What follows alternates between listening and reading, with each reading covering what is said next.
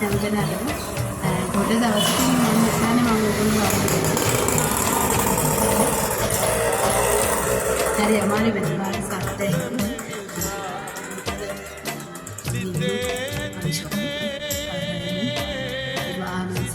සමාජ කතා කරනවා එහෙම නැති වෙන්න ඉඩ තියෙනවා.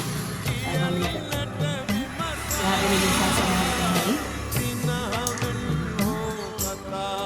සිද්ධාර්ථ වෙන්නේ නැහැ ගොඩ කාලෙකින්. බලමු අපි හෙට අනිත් ලයිව් එකක් කරන්න බලාපොරොත්තු වෙනවා.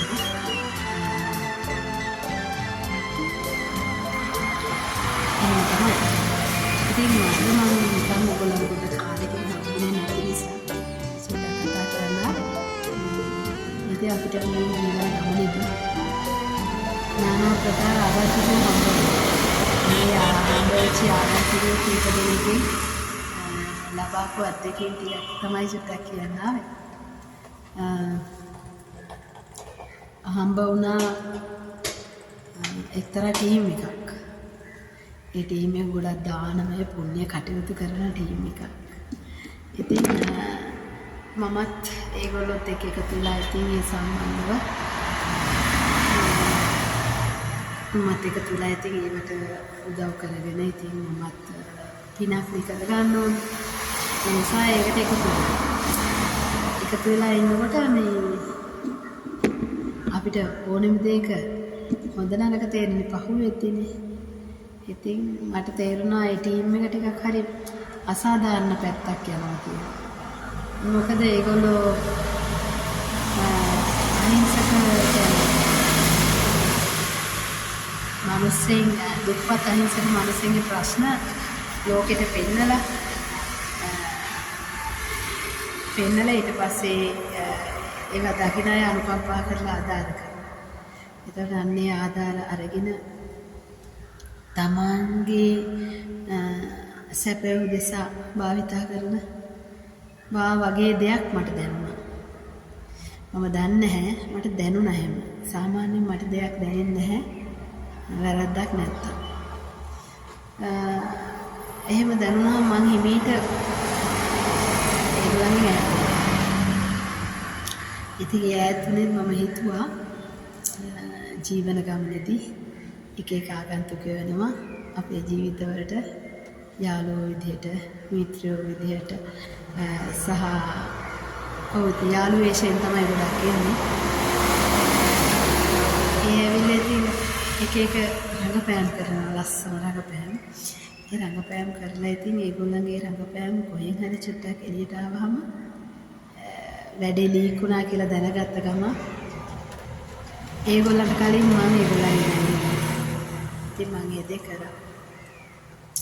ඉතින් අයින්ම කරලා දැම්මා.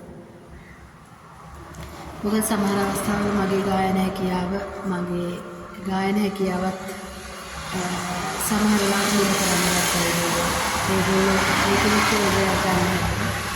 ඉතින් මට කෙනෙක් වෙනුවෙන් සින්දුවක් නිකන් කියන එක ප්‍රශ්නයක් නෙමෙයි.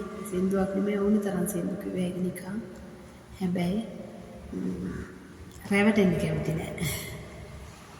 යම් කෙනෙක් අපිව පාවිච්චි කරන්න හදනවා නම් ඒ අම්මා තාත්තා වුණත් කමන්නේ එතනින් අයින් වෙන්න. තමන්ගේ ස්වාධීනත්වය ගොඩනගා ගන්න. තමන් ස්වාධීන කෙනෙක් බවට හිතන්න. තමන් ස්වාධීනයි. අපිට කවුරුවත් තරහ ගිහින් දෙයක් කරන්න ඕනේ නැහැ. අපිට දෙයක් කරන්න පුළුවන්. ඉතින් පිනක් කරනවා නම් අපිට තනියෙන් පින් කරන්න පුළුවන්. දානයක් දෙනවා නම් අපිට තනියෙන් දානයක් දෙන්න පුළුවන්. ඒ නිසා අපිට ඊපස්සේ යන්න ඕනේ නෑ. ඒකයි කියන්නේ. ඒ නිසා එහෙම දේවල් තේරුම් ගත්තාම ඒ වගේ තැන්වලදී අයින් වෙන්න. මොකද මගේ යාළුවන්ට මම ලබන යම් අත්දැකීමක් තියෙනවා නම් මම ඒක මගේ යාළුවොත් එක්ක බෙදාගන්නේ. ඉතින් මට හිතුණා මේකත් යාළුවොත් එක්ක බෙදාගන්න එක හොඳයි කියලා. ඉතින් එච්චර තමයි කියන්න තියෙන්නේ. ගොඩ දවසක ඕගොල්ලෝ දැක්ක කියන ඕගොල්ලෝ නම් මට පේන්නේ නැහැ. මාව ඕගොල්ලන්ට පේන්නේ ගොඩ දවසක. නෑ දවසරින් වෙලා හිටියා. මොනේ බිරසාව ඇදලා හිටියා.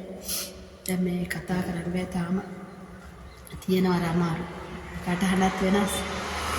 සින්දුවක් කියන්නත් නම් පුළුවන්. හැබැයි සින්දුවක් කියන්න අද නෙමෙයි. තව ටිකක් කටහඬ පොඩ්ඩක් වොයිස් එක සෙටල් වුණාට පස්සේ අපි සින්දුවක් කියමු. ආයි TikTok එකක් දාන්න. එතෙක් බයි බයි.